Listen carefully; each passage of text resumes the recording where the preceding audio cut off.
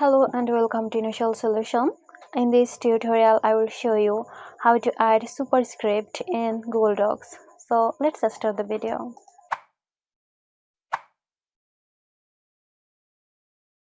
First, open your document.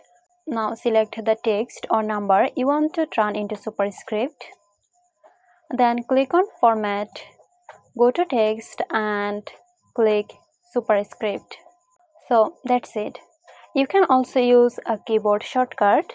Press Ctrl plus period key on your keyboard. Then write down your number or word. To change the text back to normal, you can use the same keyboard shortcut. Ctrl plus period. And there you have it. I hope this video helped you out. Stay tuned for more helpful tutorials here at Initial Solution. This video is sponsored by Zerosoft. Zerosoft offers graphic design, UI UX design, digital marketing and web development. Elevate your brand with Zerosoft today. For more details, check the description box.